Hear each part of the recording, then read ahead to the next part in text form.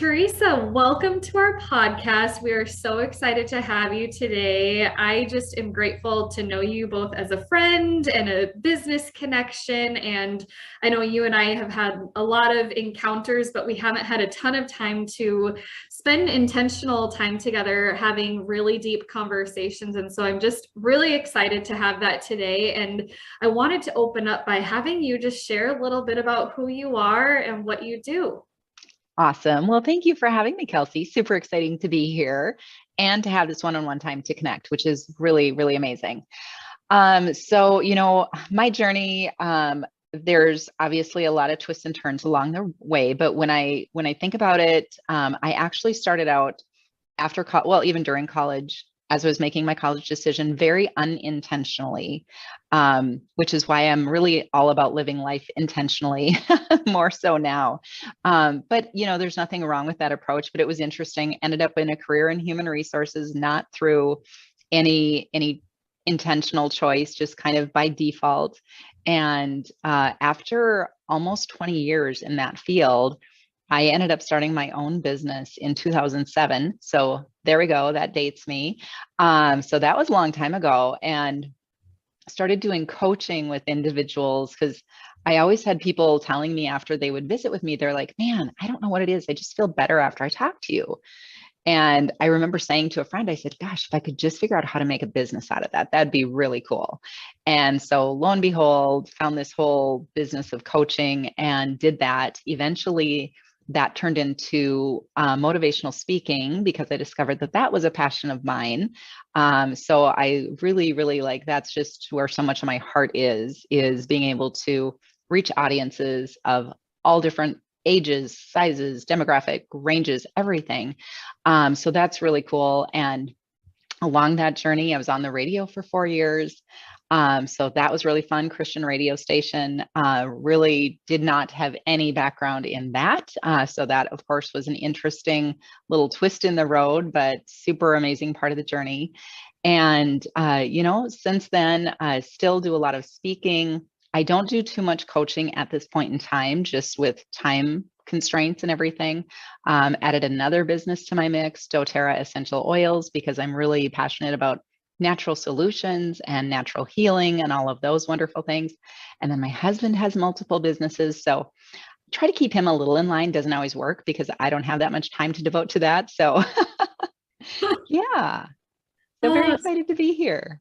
well, again, this is really fun to have you, and it's really cool that you and your husband are both so busy with multiple ventures, and it kind of gives hope that hey, it is possible, and it's okay to do more than one thing. And I just love all of the different things that you've done in your background, and I know one of the things that we really wanted to hone in on today, Teresa, was gratitude because when you are so busy, like you and your husband both, it sounds like you both are, the importance of finding time to make gratitude and what that looks like. And so I wanted to just, at a high level, start by asking for you, what does gratitude mean in your life? It's such an interesting question because it really is, it's not overlooking the negative. I think that's where gratitude can get a bad rap. People are like, oh, it's that toxic positivity. And it's not that. It's finding the good, it's finding the silver lining. I think that gratitude for me, when I think about how I started my journey in gratitude, actually go back to 2008. There was a small group that I was meeting with, and we had somebody speaking to our group. Lee Hodel, actually, is his name, from Fargo. And he challenged the group to live in gratitude for 24 hours. He just said, you know what, from the moment, like, do this soon, like from the moment you wake up, think about what are you grateful for throughout the day as you're getting your coffee, your water. Think about the fact that you have access to these wonderful things as you're in your vehicle, that you actually have a vehicle to drive. Some people don't. If you're, you have a roof over your head, some people don't. All of these wonderful things. And so that really did leave a mark on me. And of course, I've attempted to live in gratitude for, all day long, multiple, like only positive words coming out of my mouth, all those things. can't say I've ever fully succeeded at that, but I view that as still a win because I'm really, intentional about that.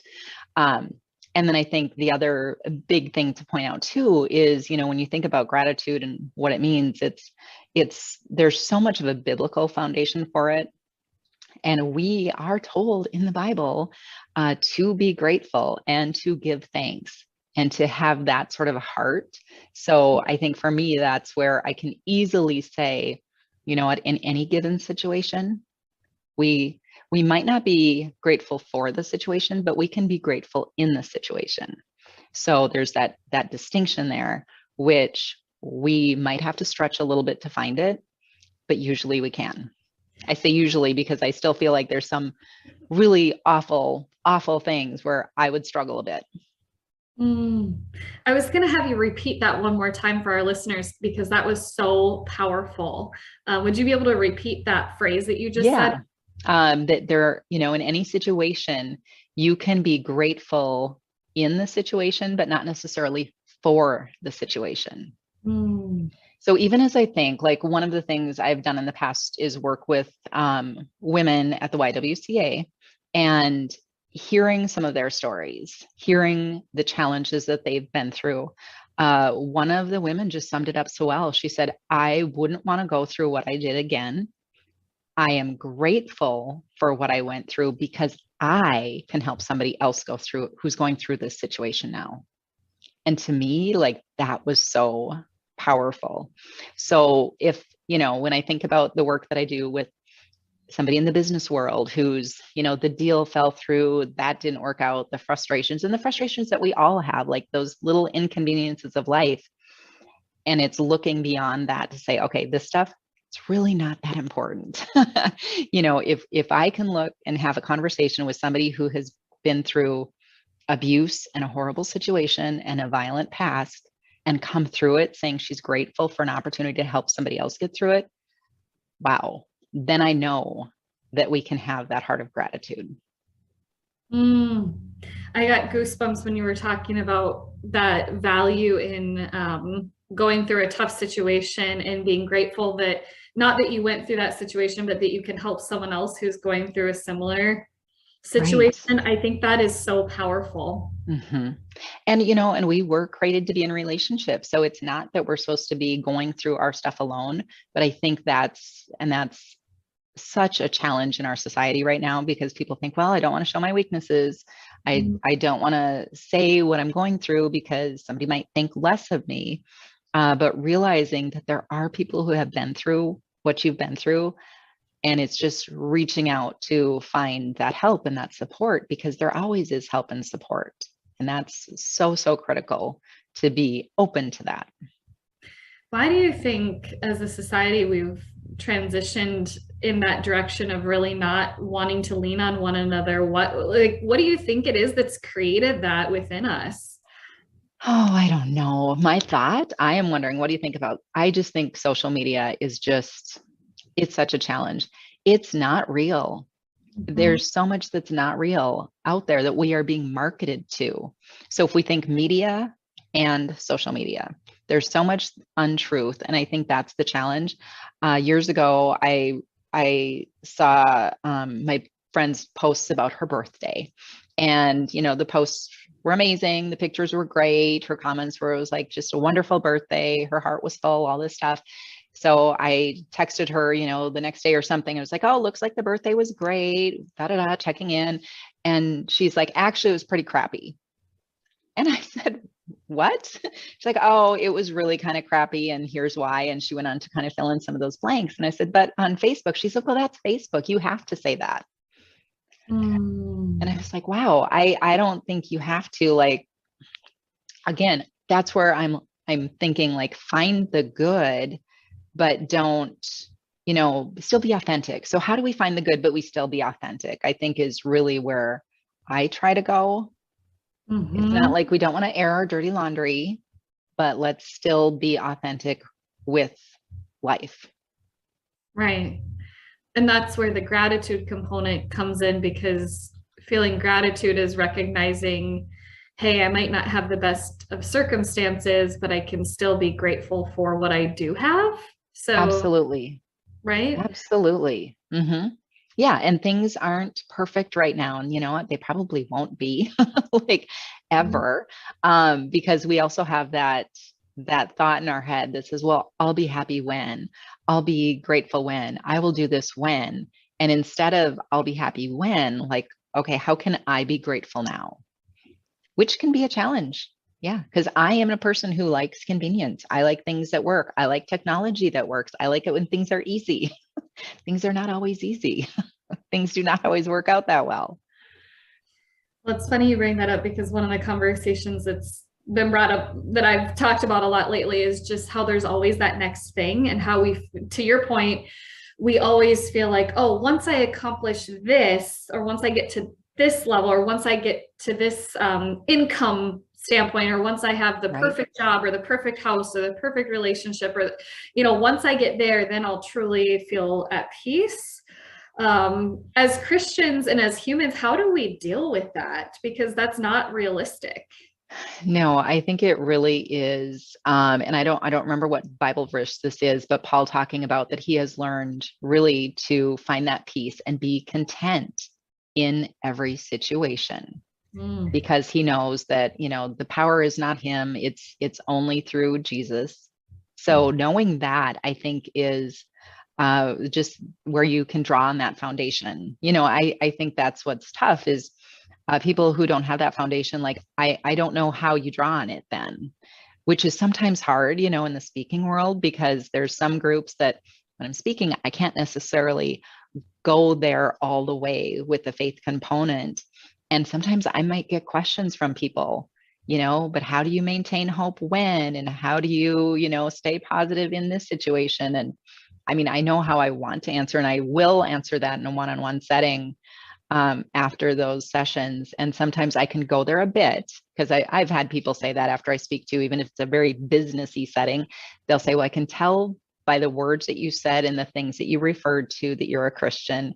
And I even had one person years ago, gosh, that was probably 2011 or 2012.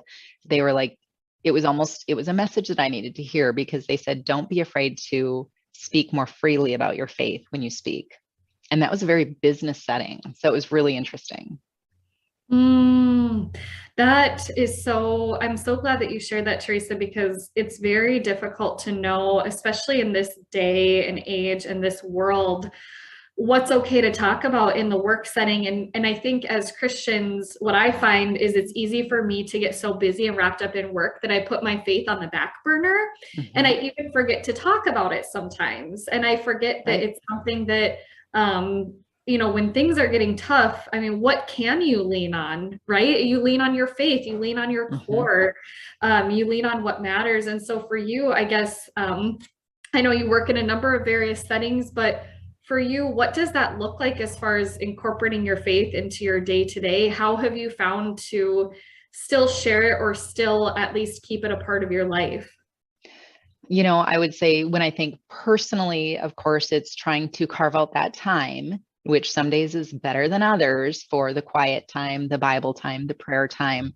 I love to listen to Christian music throughout the day, because to me that actually keeps me super grounded. In that, I'll find myself singing, humming the lyrics, and saying a prayer while I'm doing that, as I'm in my car, as I've got it on in the background, whatever that is. And then I think throughout the day, I will often, not always, I wish I did it always, but often refer to, a Bible verse in an indirect way. So one that I think is, who of us by worrying can add an hour to our life? Okay, that's a Bible verse. I might be talking about worry and share that as a quote. So people who know, and other people might think, oh, that's true. Probably not as bold as I could be with that, right? So, little things like that I might do. And then I think one thing that I've gotten a little bit more bolder about is just offering to pray for people. If we were having that conversation in a workplace setting and somebody's going through something, it's like, oh, you know what? I'll say a prayer for you for that, or I'll keep you in my prayers. And sometimes people are like, oh, I would so appreciate that. Thank you so much. And other people might look at you a little bit funny, and then like, oh, okay. you know, I've not yet had the experience where somebody said, no, don't pray for me. I've never had that happen. So Mm, I love that. I think it's funny when you put, I know you said you like to talk about perspective a lot, and I think that just offers a lot of perspective, Teresa, because if we sit back and we think, who could I say that to in my life? Who could I say, hey, that sounds really tough. Is it okay if I pray for you about that? Or I will keep you in my thoughts and prayers. I don't think any of us could really say that we've ever been turned down when we've right. said that. And maybe Yeah. someone has. Right. You never know. Yeah, but that's a really unique perspective that I've never been turned down when I've said, I'm gonna pray about that for you. Right. Right. Yeah. And I think, you know, I think, I was going to say most people might realize that there is a higher power, but that's probably not a true statement either. So I don't know. Yeah, it's a challenging situation, but I think, of course, we also realize that we bring people to us that are supposed to be coming to us. They're supposed to be the people in our lives. So that also makes a big difference too, that there is a reason for, I do believe that there's a reason for the people that come into our space, those that we can have an impact on, those that have an impact on us, and really kind of being open to what that might be. And, you know, praying. I do like to pray very generally too about like hey, people that I come into contact in my day, like help me to be a good influence, help me to be a light in this dark world, because you don't know who you're going to come into contact with some days. Mhm. And you don't know how your light shining on them might impact them for the Right. better. Um, so no, I think that's really, really powerful. Mhm. I love that concept of, well, the two things I wrote down were remembering to memorize scripture and have, Bible verses in your mind that can really be shared, that all people could relate to, and it's as a way of opening that door. I think you mentioned humming lyrics to songs, and I thought that is some of the best ways to memorize scripture is by listening to Christian music, because a lot of Bible verses are used in songs. It is so true. So you can listen to that song, go online, find out what it's based on. And I always, when I do that, I always learn something. It's like, oh, that is amazing. I didn't know that. Like, okay, when we think, and let's see if I get the story right, because I wasn't thinking I was going to share this one, but the It Is Well With My Soul song. There's some newer versions, but there's the hymn version that was written by a man called Horatio Spafford, I think is how to say his last name. And I don't recall all the details of his story, but he wrote that hymn. It is well with my soul. It's kind of like whenever the waves of life come, whenever, things are crumbling all around you, just, help me, Lord, to say it is well with my soul.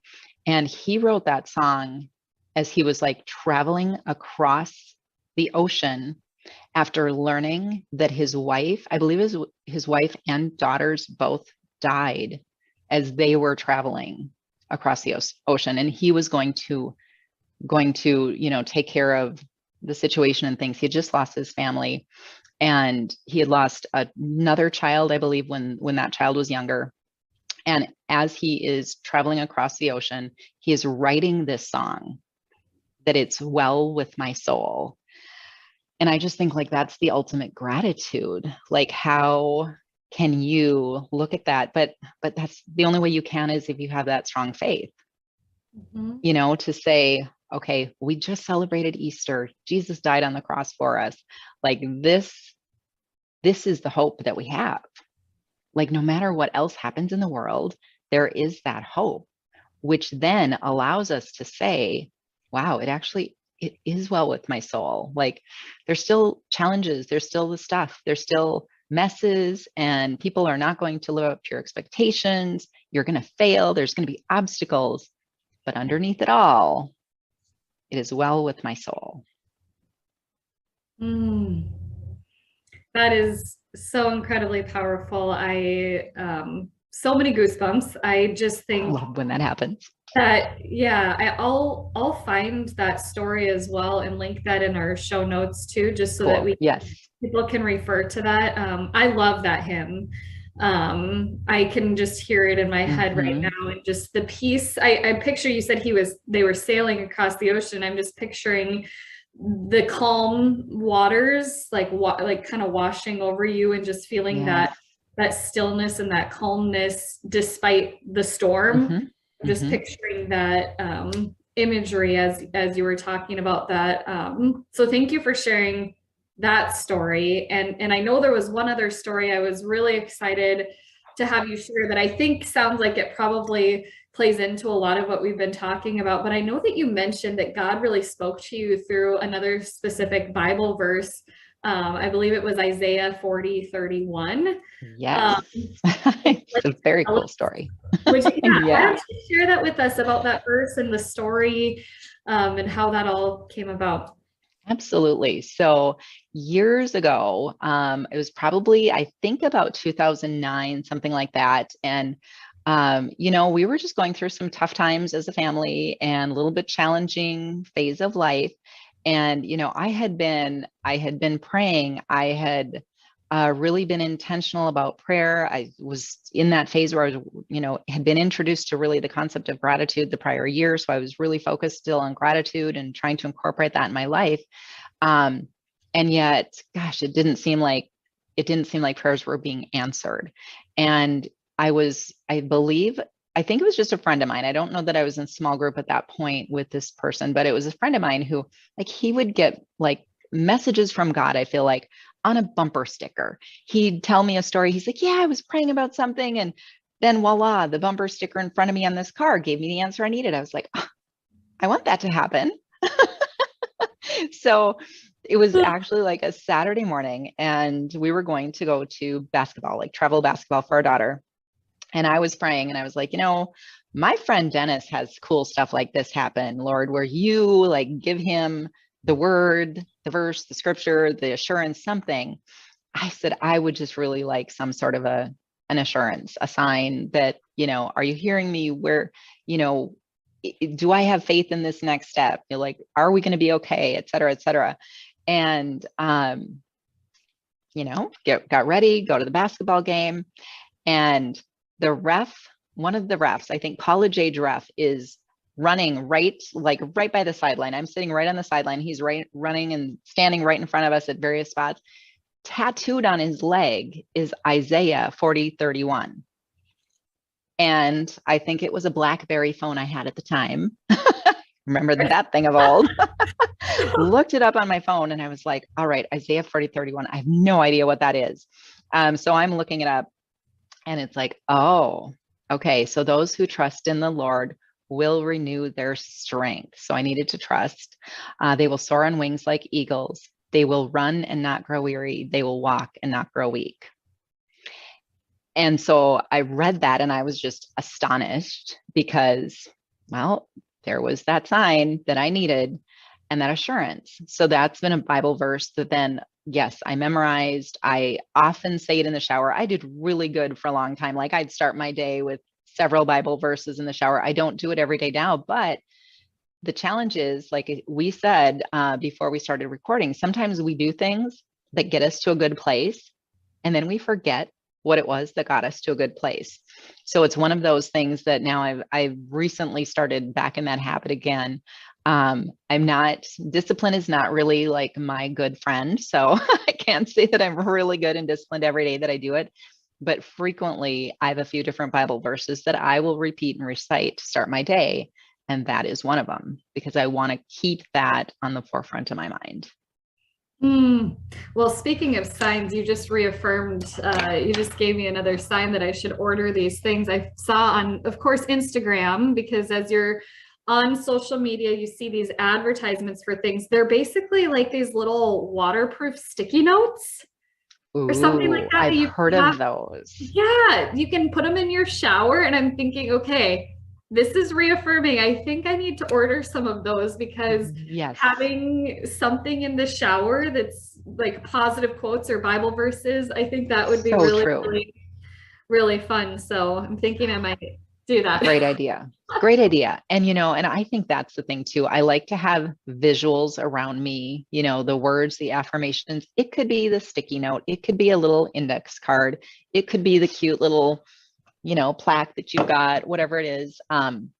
Pictures on the wall. I just think things like that are so incredibly important to have around in your space too, because we have so many things competing for our attention. And we need to keep focused on what we want to versus what the world will tell us to distract us with. So it's really that getting intentional about that. I have reminders on my phone, like different points of the day to keep my mindset in a good place, to keep me reminded to pray. I keep a prayer list on my phone. So, those are just the tools that have worked for me. I'm always learning more too from people that I meet, because I think that's so important. But it's the little things like that, I think, that can really make a big difference in your day. I love posing that question, what's competing for your attention? I think there's so many distractions. I wish I had the stats memorized, but all the different thoughts that we think every day on top of all of the advertisements that we see every day. I think it's something crazy, like over 1,000 advertisements we're inundated with every single day without even realizing it. There's some statistic out there, and again, I'm not spot on with that number, but we just are inundated with things, and it's easy to put faith on the back burner. It really is. Because we've got a lot of things to do. And here's something that somebody told me years ago. If the devil can't have you, he will make you busy. So think of all those distractions and how they are constantly bombarding us and keeping us just off track. And I think we've all had it happen, like where we do go into social media and it's like, oh, I should go wish somebody happy birthday, or I should go find this piece of information, or, oh, there's an event. And then it's like 45 minutes later, you're like, hey, wait, what did I pick up my phone for? So again, that distraction is really, it's just keeping us away from what we should be doing. And I use the word should be, very loosely, because nobody wants to be shit on. So we have to be really careful, but just keeping, again, very intentional, I think, is the word that I like to use. Yeah, we've used that word a few times, but there's that time warp of getting sucked into tasks and things that aren't meaningful. And it's really easy to focus our time and energy towards trivial things that aren't going to matter, even in a year from now.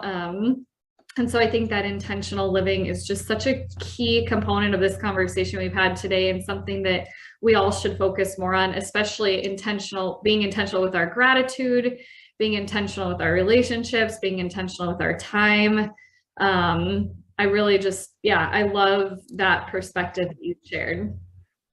Thank you. Well, this has been fun. And it's always good for me because it gets me like re-engaged and re-excited, like, oh yeah, I really do want to add to my Bible verses that I have memorized and bring more in. I have a friend, I think she did like, was it 40 verses she memorized during COVID or more? I don't remember numbers very well. So something of that nature. And I was like, that is amazing. What an impressive use of that time.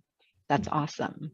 And then, yes, to have those like in your back pocket that you can share those with other people when they need to hear something.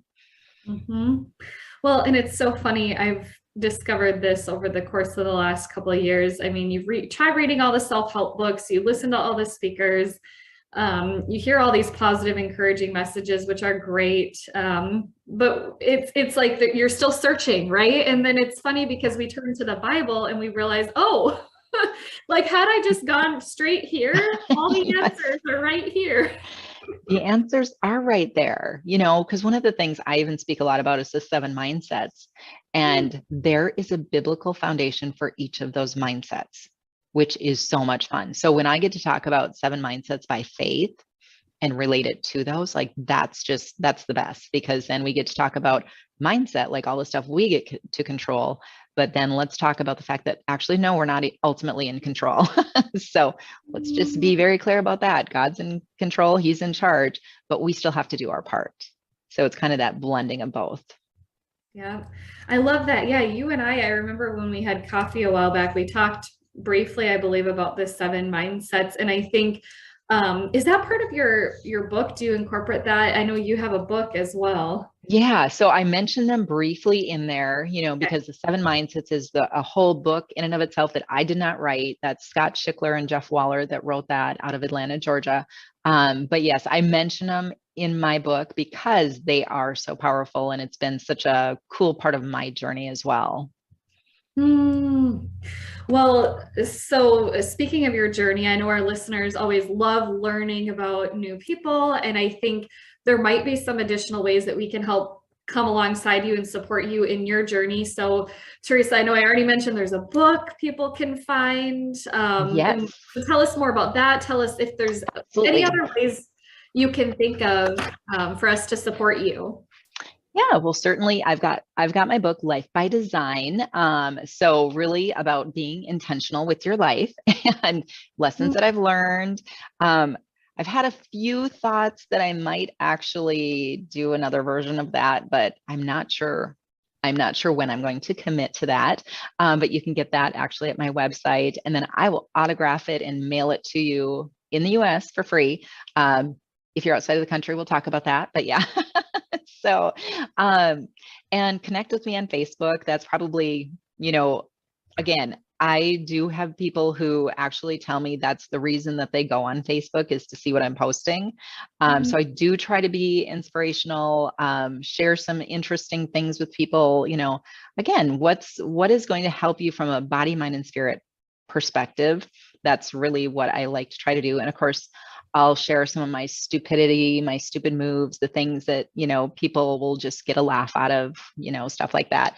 And Instagram, Teresa Inspires Wellbeing.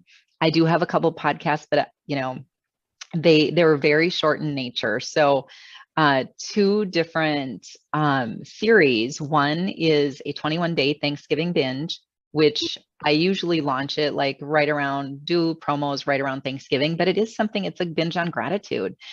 So you can do that at any point in time because it is super short. I think they're all like around 2 minutes long, and it's just a daily challenge in gratitude.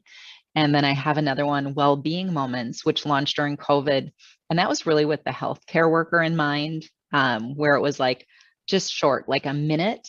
What can I do today for my well-being, my state of mind? How can I get in a different space? So those podcasts are out there too, and haven't done anything beyond that. Have that thought, but again, my to-do list is very long, but then time available is not quite that long. So Well, and you're downplaying the value. I'm thinking, gosh, yeah, that 21-day binge, that can live on its own and continue to inspire people every day. So the fact that you haven't done much more with podcasts, I still think it's amazing that you have something out there that people can grab onto and listen to, and that's amazing. yeah. So it's pretty cool. So, and I have had thoughts too that I do want to like launch that into a course at some point in the future.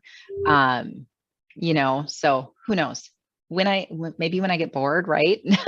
That probably won't happen. So no, I need to figure out when I'm going to do that and figure out a plan for that, because I do think it could be really valuable for people, because we all know that gratitude journey literally can change your life. You're crowding out the negative to focus on the good. There's the health benefits, there's physiological benefits that you gain from that. And you ultimately get more peace. And I think that's what a lot of us want. Yeah, finding peace through Mm-hmm. gratitude, and really, yeah, it just all goes back to that song, that it is well with my soul. What can you Yes. do to make time for your faith and make time for God, make time for Jesus, make time for the Bible in your everyday life? And I think Mm-hmm. you've given us some really, really great tips, tricks, ideas today, Teresa. This has been so meaningful. I've had goosebumps multiple Oh, times. so fun. I So wrote my fun. to-do list. I'm gonna, try to keep memorizing scripture. I'm gonna, I think just really when I hear someone's going through a tough time, not be afraid to say, I'll pray for you, or can I pray for you? Yes. I So think that great. that's on my to-do list, as well as on top of ordering some of those waterproof sticky notes that I can have in Love my, that idea. I think I'm going to get some of those too, because I've I'll heard find, about them and I've never gotten them. I'll find them and I'll text them to Yes. you Perfect. afterwards. That's great. But oh, well, Teresa, Good. any last thoughts, words, comments for our listeners as we? It's just a matter of focusing on what you can control, which is a whole big challenge in and of itself, but then letting the rest go and letting God do his part, I think is the thing where that's where that worry comes in. If we get too crazy about things, then we worry and we go into anxiety mode, and it's stepping back from that to say, okay, how do I just find the gratitude, be present in the moment, know that ultimately all will be well, even when things are not well around us. We do have that hope. So that's what's pretty amazing. It is amazing. Well, thanks again for joining us. Thanks for inspiring us, Teresa. Thank you, Kelsey. We could probably talk for another couple hours. So Right. on again. We'll have you back sometime. But thank you Sounds so good. much for your time. This is great. Thank you. Take care.